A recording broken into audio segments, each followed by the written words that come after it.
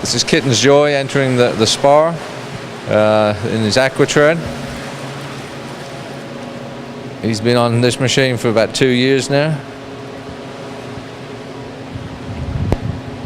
He'll be on here for 15 minutes, and he's on here, depending on the time of year, between 3 times a week and 5 times a week.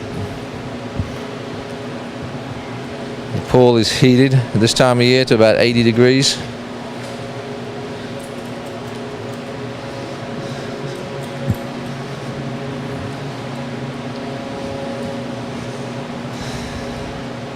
This is an excellent low impact way of keeping a stallion fit.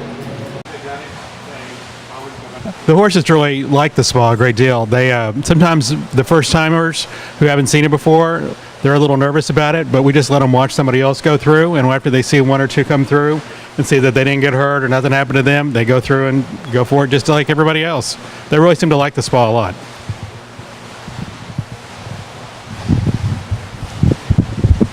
What we're trying to do is keep the horse fit. He's the franchiser on the farm. So he had 24 stake winners last year, and he's got 24 so far this year. And we think he have probably a couple, 3 more before the year is over. So we're trying to keep him around for as long as possible. When you can generate $100,000 per breeding, that's pretty significant. And when you can get 100 mares to him at that figure, at least, well then you can do the math. That's $10 million. So that's quite a revenue stream for the farm. That keeps us going on some of our other endeavors that's not so productive. So something you enjoy doing, it's not work.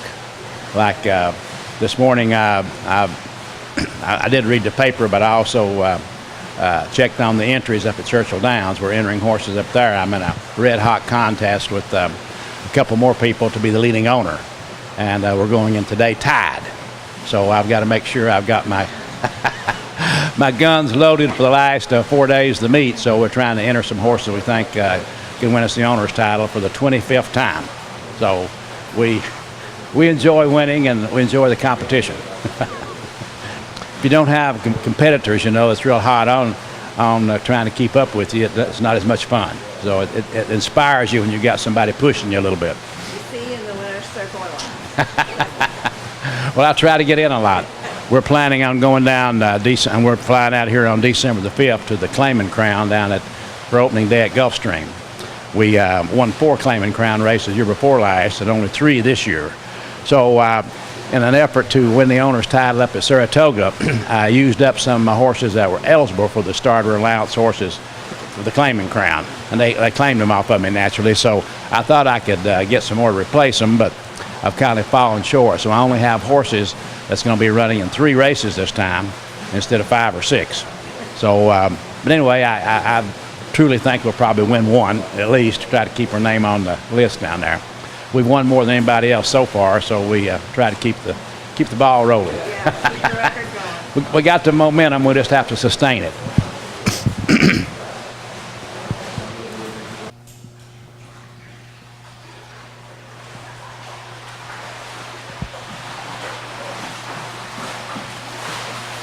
So 5 days a week just keeps him fit.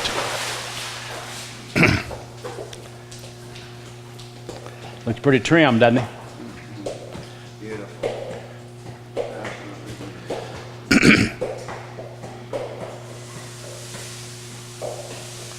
The people that have signed up mares to him reads like a who's who in the thoroughbred industry.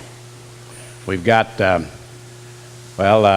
guess we can start off with the fellow that bought the most last year, Sheikh Muhammad and his brother. They bred, 12 mares to him or 13 in the end? Between Shadwell and Dolly, about 13, I think. About 13 mares. Then they bought, 5 or 6 out here at the sale, yearlings? Yes. And they've already gone to England to race next year? Yes, they're already So when you get the Mattoon family behind you, that's pretty good people supporting the horse, both at the sales and in the breeding shed. So they've also signed up for some more this coming year. And we're trading out seasons. In other words, they've got some primetime stallions also. So it's nice to use what we call soft money and just trade seasons rather than have to come up with the hard cash. So the Aga Khan bred a horse to him, and I'm not going to list a whole list of names, but it's really a who's who of racing that's bred to him. So we've got a lot of nice babies in the pipeline, and the future looks very bright for Kitten's Joy. I expect he was #1 on the general sire list last year, and had the most winners and the most stake winners. This year he's probably going to end up second behind Tappet, because Tappet's too far out to to catch, I think, because Tappet's had an outstanding year. So Tappet is the horse of the year, and we're trying to we're also support Tappet because we have Kitten's Joy's half sister that was produced I guess what you call a crackerjack foal, a wow foal, because Mark called me when he was born and said, hey, this is kind of like the Secretariat moment when he was born, you know, hey, wow, this is a good looking colt. So he fit that description and still does. So we're going back to Tappet this year again with the same mare. She's already produced two stake winners, so could produce us a Derby horse and be our future stallion here on the farm. We plan on staying in business as long as economics allow us to stay in, which we hopefully until we start pushing up daisies. Okay, so this is his solarium and vibrating platform. The vibrating platform was initially invented by NASA for the astronauts when they're in space to maintain bone density. It's now used in hospitals for brittle bones and that kind of thing. But it's been in the horse, I'd say it's been in the horse industry for probably 10 years.